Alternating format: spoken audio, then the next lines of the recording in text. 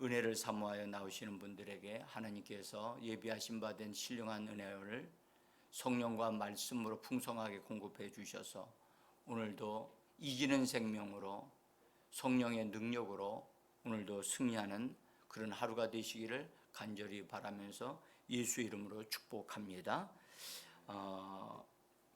저는 어제 하루 종일 어떤 일들을 하면서 예수님이 부활하셔서 하나님께로 올라가시고 그 비밀스러운 승천을 하심으로 인해서 하나님께서 베풀어 주신 바 된 어떠한 것들과 나중에 40일 후에 공식적으로 제자들 40일 후에 제자들로부터 하늘로 승천하신 다음에 하나님께로부터 예수님이 부여받은 바 된 어떤 것들을 깊이 생각을 했습니다. 그래서 예수님이 비밀스러운 승천을 통해서 맏아들이 되신 것과 첫 열매가 되심으로 하나님 앞에 자기 자신을 드리시는 것을 분명히 그때 드리셨다고 보고, 또한 생명 주는 영이 되신 것을 분명하게 보면서 그 이상의 어떤 것들을 하나님이 되게 하셨는가를 살폈습니다. 그러면서 건축자들이 버린 돌이 하나님의 집에 코너스톤이 되어졌다고 하는 말씀을 어제 드렸죠. 그 부분까지는 제가 분명하게 그렇게 되어진 것 같은데 다른 어떤 부분들이 또 있는데 그것은 아마도 제 생각입니다. 주님께서 40일 후에 승천하셔서 되신 것이 아니겠는가. 그래서 좀 그 부분은 잠시 나중에 살펴보기로 하고, 오늘 부활하신 후에 만나 주신 사람들은 첫 번째, 우리가 지난 주일에도 살펴보았지만 갈릴리 여인들이었다는 것을 이제 보았고요. 그 다음에 남자로서 제자들 가운데 첫 번째로 만나 주신 사람이 시몬이었다고 하는 것을 오늘 이제 우리 같이 말씀을 나누려고 합니다. 여인들은 예수님을 사랑하는 그런 사랑함이 아주 특별했지요. 그래서 그들의 사랑의 행위가 새벽을 깨우고 무덤을 향하여 나가는 그런 아름다운 행위가 있었죠. 그래서 그들이 예수님을 사모했기 때문에 여인들이 그래서 주님이 그들을 만나 주셨다고 봅니다. 정말 귀한 것, 사랑의 그 행위는 예수님을 하나님께로 올라가셔야만 하는 그때에도 예수님을 붙잡는 그런 능력이 있다고 하는 것. 정말 예수님은 사랑의 주님이시고 사랑에 붙잡히신다는 사실을 우리가 다시 한번 기억을 하면서 우리가 조금 더 주님을 더 사랑했으면 좋겠다, 그 생각이 듭니다. 지금도 사랑하지만 그 사랑에 조금 더 증가되어지기를 간절히 원하면서 오늘은 첫 번째 만난 남자가 시몬 베드로였다는 것을 오늘 기록된 말씀을 통해서 알 수가 있습니다. 엠마오로 내려가던 두 제자들이 그날 저녁까지 엠마오로 내려가서 저녁 식사를 주님이 같이 먹게 되실 때 기도하심으로 그분이 바로 예수님이라는 사실을 제자들이 알고 그 저녁에 다시 예루살렘으로 올라가게 되어집니다.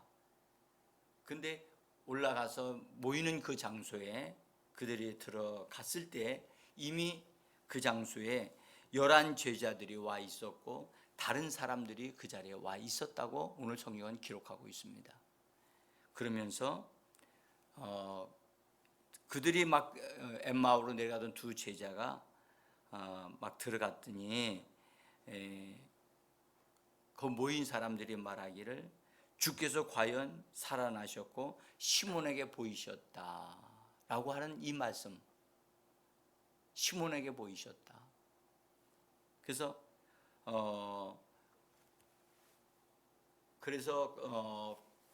그 엠마오로 내려갔던 두 제자도 자기들을 만나 주셔서 그래서 이 저녁에 다시 내려갔다가 다시 올라오는 그런 일을 자기들이 겪었다고 하는 것을 간증하면서 예수님이 부활하셨고 그다음에 사람들을 만나 주신 것을 우리가 볼 수가 있습니다. 정말 부활하신 다음에 그때 제자들이 다 흩어지거나 또는 침울해져 있을 그때에는 부활하신 주님이 친히 오셔서 그들을 만나 주시는 것을 우리가 볼 수가 있습니다. 자, 시몬 베드로에게 예수님이 나타나셨다. 시몬 베드로가 예수님을 보았다. 이것은 이 말을 할 때는 이미 시몬 베드로가 와서 그 얘기를 했다는 얘기거든요. 그러니까 시몬 베드로에게 예수님이 오신 것은 어떤 연구로 오셨을까? 무엇 때문에 오셨을까? 그것을 좀 생각을 해보면서 여러분, 만약 예수님이 시몬 베드로에게 오신 것이 여인들이 예수님을 막 사랑한 것 같이, 그래서 베드로가 예수님을 사랑해서 예수님이 오셨다고 보십니까? 저는 그렇게 보지 않습니다. 왜냐하면 베드로의 마음속에 예수님에 대한 사랑하는 것이 분명히 있지만 여인 막달라 마리아가 예수님의 시신이 없어졌다고 할 때 충격을 받고 제자들 모이는 장소에서 나와서 예수님이 시신이 놓여있던 무덤을 향해 달려간 두 사람이 있었습니다. 시몬 베드로와 요한이었죠. 그래서 그들이 달려가서 확인을 해보니까 진짜 예수님의 몸에 있었던 그 수건이나 이런 것들은 그대로 놓여 있고 예수님의 몸 시신만 없어진 거예요. 그것을 확인한 후에 그 제자들은 집으로 다시 돌아갔다고 성경은 기록하고 있어요. 하지만 예수님을 사랑하고 있었던 막달라 마리아는 주님의 시신을 잃어버린 상태에서 그냥 두고 볼 수가 없어서 계속해서 무덤에 있는 데서 머물러 찾았다고 하는 겁니다. 찾을 때에 주님이 거기서 여인에게 나타나셨죠. 자, 여러분들, 사랑하게 되어지면 찾게 되어지고 사랑하게 되면 머물게 되어진다는 것을 우리는 봅니다. 여러분들, 우리가 주 예수 그리스도를 사랑한다면 주님 앞에 머물러야 되고 주님을 찾는 자가 되어져야 할 줄 믿습니다. 우리가 이 새벽에도 나오게 되어진 건 믿음으로 나왔지만 주 예수를 사랑하기 때문에 나온 것이고, 그래서 사랑하게 되어지면 그분을 닮게 되어집니다. 사랑하게 되어지면 그분과 함께 머물기를 좋아합니다. 그렇습니다.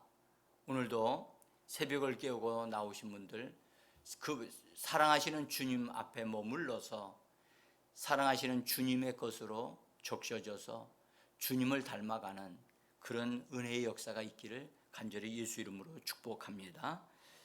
자, 베드로가 예수님에게 그 무덤으로 찾아가기까지는 어떤 예수님의 시체가 없어졌다고 하는 것 때문에 의무감이라도 또는 그런 어떤 것들을 가지고 갔다고 봅니다. 그래서 예수님이 시체가 없으니까 주저하지 않고 그 무덤을 떠났고 다시 집으로 돌아갔다고 하는 것은 좀 아쉬운 면이 있습니다. 자, 예수님이 그렇게 돌아간 시몬 베드로에게 예수님이 나타나셨다는 거예요.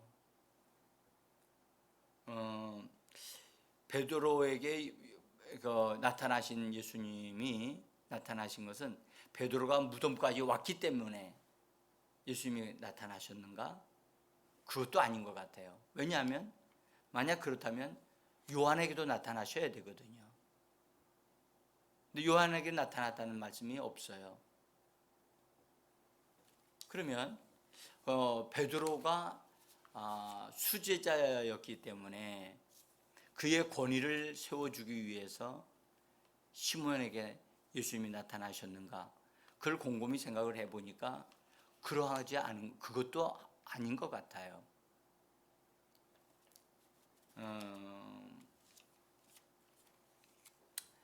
제가 이렇게 그걸 보면서 베드로에게는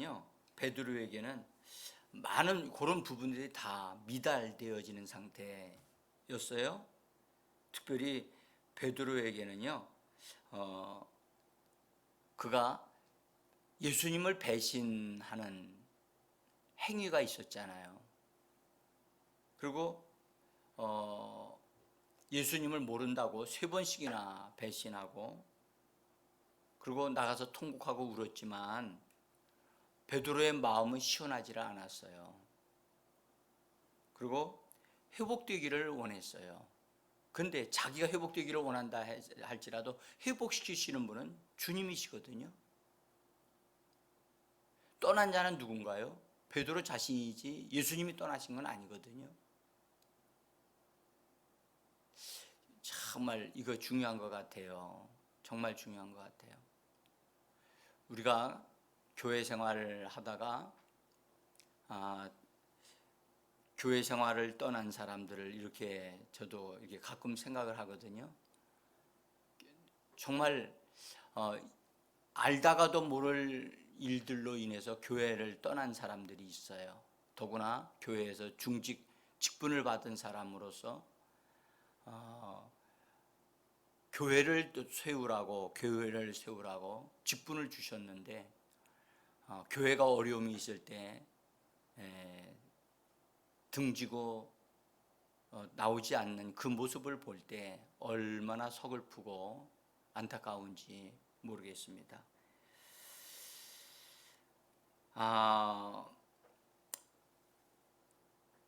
이 베드로가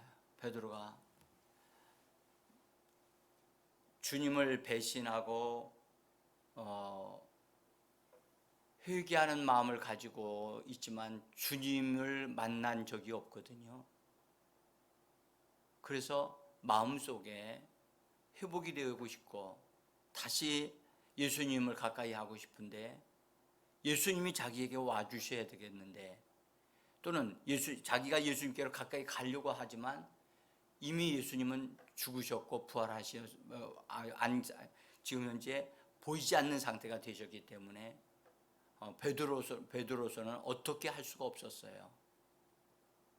그래서 그가 주님을 기다리고 있었던 거죠. 주님을 뵙고 싶었던 거죠. 그래서 간절히 주님을 찾는 베드로라고 저는 그렇게 보고 싶습니다. 자, 우리가요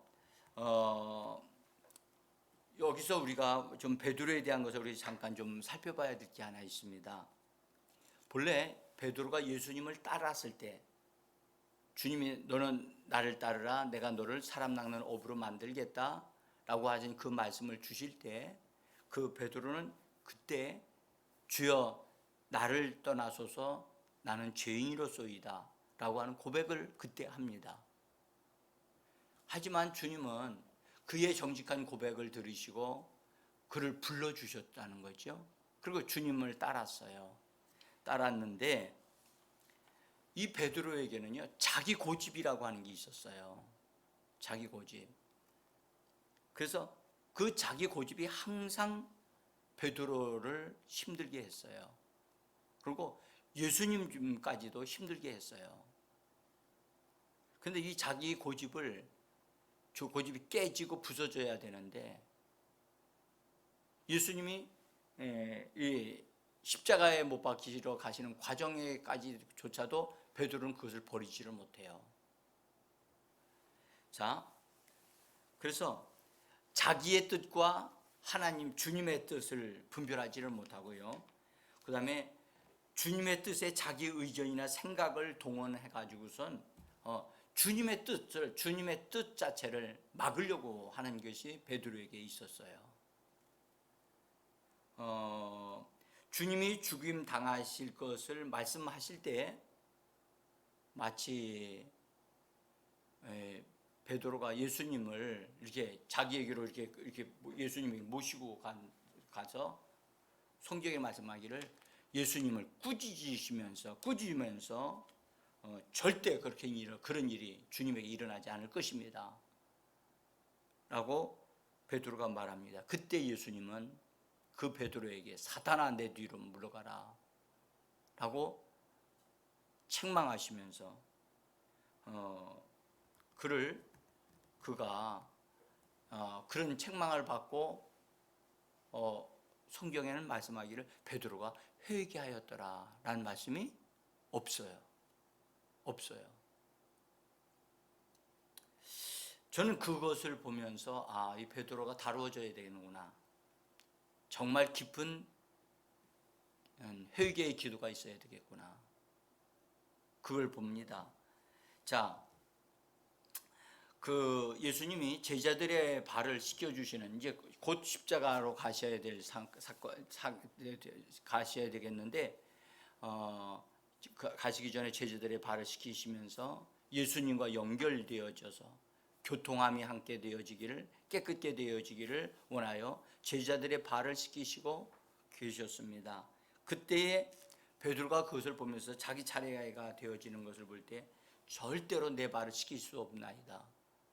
어떻게 선생님 같은 분이 내 발을 씻기실 수 있겠나이까? 라고 하는 그런 심정으로 말씀을 드릴 때에 내가 너를 깨끗게 하지 않으면 너는 나와 상관이 없다 라고 말씀을 하십니다.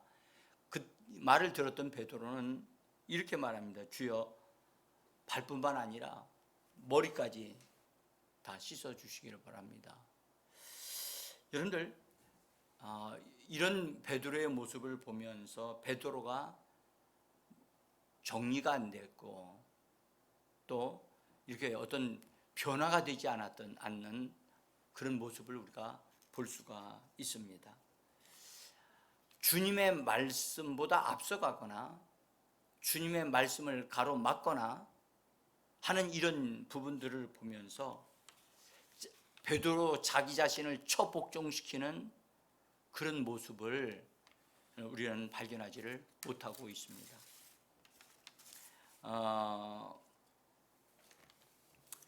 베드로가 자기 자신이 매우 강한 사람이라는 것을 알 수가 있습니다.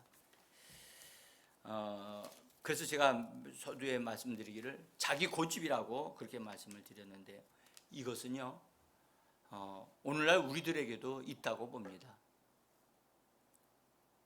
여러분, 경건의 원칙이 있습니다.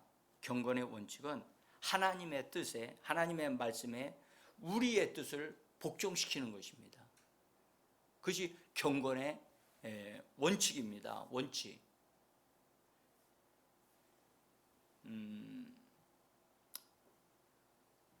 그래서 예수님이 베드로가 깨져야 한다는 사실을 아셨어요.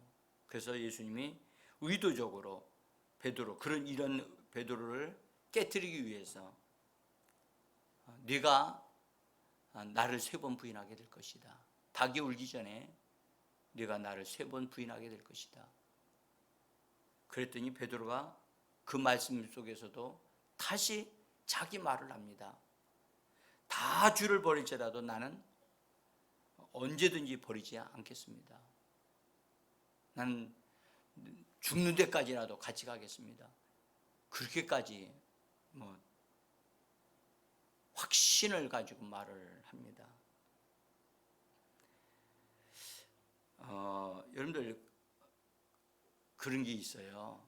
여러분들 이 자기가 강한 사람은요, 상대방을 꼭 이겨야만 속이 시원한 사람이 있어요. 특별히 남자들 가운데요, 자기 아내를 이겨야만이 속이 시원한 사람들이 있어요. 그래서 지려고 하지 않아요. 그래서 집에서 막 주로 부부 싸움이 일어나는 것 중에 하나가, 분명히 잘못은 분명히 남편이 했거든요. 했는데도 불구하고 아내와 싸워가지고 이기려고 한다고요. 그러다 보니까 거기에 안타까움, 아픔이 있는 거지요. 그런 거예요. 여러분들 남편, 남자 그거요. 그런 자존심 세우려고 하지 말고 그거 깨져야 됩니다.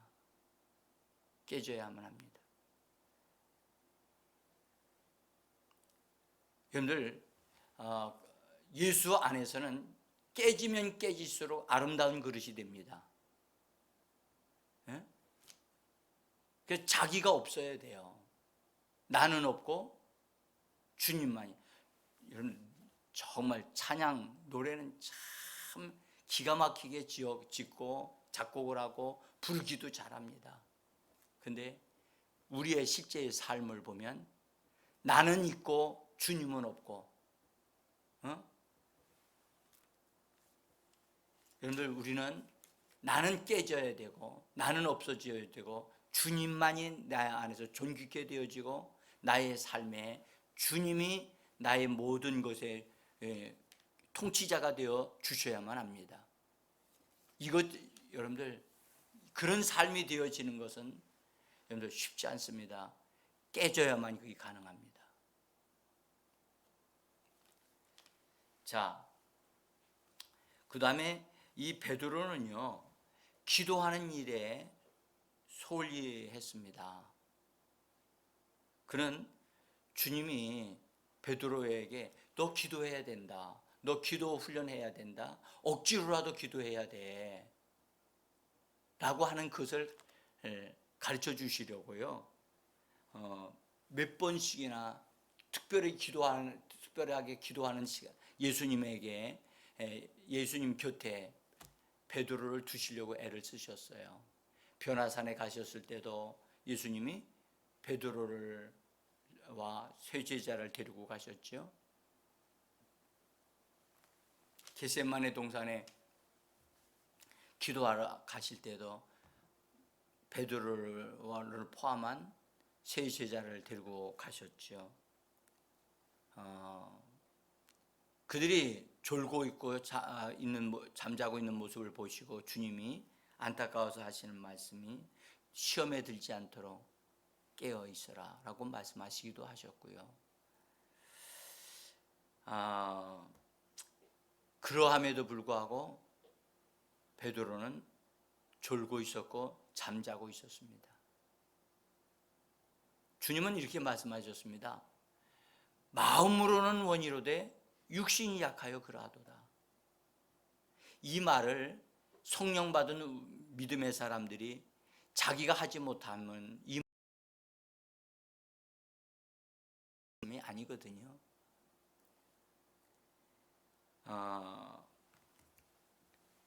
기도하는 일을 소홀히 하게 되어지면 영성이 강화될 수가 없어요.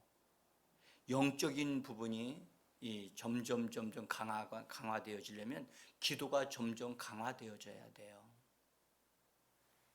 여러분, 기도하는 시간이 줄어든다고 하는 것은 위기가 오고 있다는 뜻이에요. 기도하는 시간이 점점 더 많아지기를 갈망하고 많아져야만 합니다. 나는 여러분들이 자주자주 주님 앞에 엎드려 또 자주자주 주님을 바라보며 기도하는 저와 여러분들이 되어지기를 원합니다. 그 다음에 베드로는요, 주님을 따르긴 따랐는데요, 오늘 성경에 보니까 예수님이 붙잡혀가고 대장들 앞에 가서 재판을 받으실 때 멀찍이서 예수님을 따랐다라고 성경은 기록하고 있습니다. 여러분, 양심에 가책되어지는 것도 있으면요, 주님을 가까이 가는 것을 그 양심이 이게 정리할 걸 정리해야만 하나님 앞에 가까이 가게 되거든요.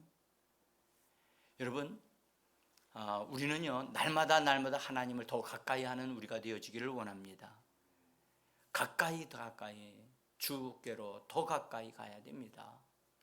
우리의 양심에 걸리는 것 있으면 다 정리해야 됩니다. 근데 베드로는 주님의 말씀을 자기가 이제 그런 부분들을 양심에 걸리는 것들을 정리를 정확하게 안 하니까 그가 멀리서 따라가게 되어지니까 예수님을 부인하는 아주 정말 생각하고 싶지도 않았던 그런 일들이 벌어지게 됩니다. 여러분, 멀리 따라가게 되어지면요, 저 멀리 따라가게 되어지면 여러분들 예배 드릴 때요, 앞자리에 앉았던 사람이 뒷자리에 앉게 되어지면요, 그거요, 뭐 아무렇지 않게 생각할 수도 있지만요, 그거요, 살펴봐야 될 이유가 있을 거예요.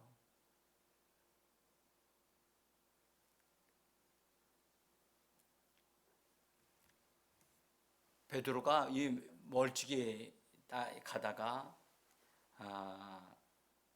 예수님을 멀찍이 따라가다가 그 대제사장 집 앞에 마당 뜰에서 모닥불을 놓고 있었던 사람들이 거기에 모여 있었는데 베드로가 거기 있었거든요. 근데 거기에 앉아있던 사람들은 높은 지체의 사람들이 아니고 낮은 수준의 사람들이었어요. 그런데 거기에서 더구나 여자들에 의해서 이 사람도 저 예수와 함께 있었다. 그러니까 그 자리에서 베드로가 예수님을 모른다고 부인하는 정말 안타까운 일이 벌어집니다. 그렇게 예수님을 부인할 때 닭이 웁니다. 닭이 운다고요. 성경은 이렇게 기록합니다. 마태복음 26장 75절에서 이에 베드로가 예수의 말씀에 닭 울기 전에 네가 3번 나를 부인하리라 하심이 생각나서 밖에 나가서 심히 통곡하니라. 베드로는요, 이런 자기가 깨지는 과정이 있어야만 됐어요. 그리고 여기서 그가 주님의 말씀을 생각하여 나가서 심히 통곡하여 우니라. 이 말씀 속에는요, 자기 자신을 자책했다는 말도 들어가 있어요. 주님의 말씀을 생각해서 자기를 돌아봤겠죠. 그 말씀이 자기에게 빛을 비춰주니까 그런 부분들이 막 드러났을 거예요.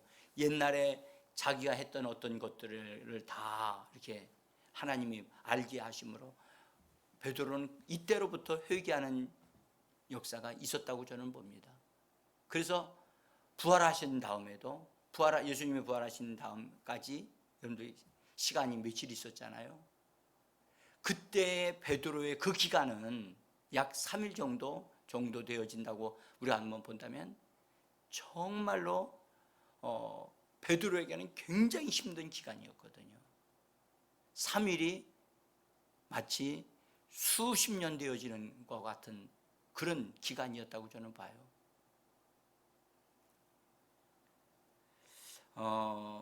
베드로는 십자가에 달리지 않았지만 마치 베드로가 십자가에 달려 고통하는 그때 시간이 이때로부터 시작이 됐다고 저는 봅니다.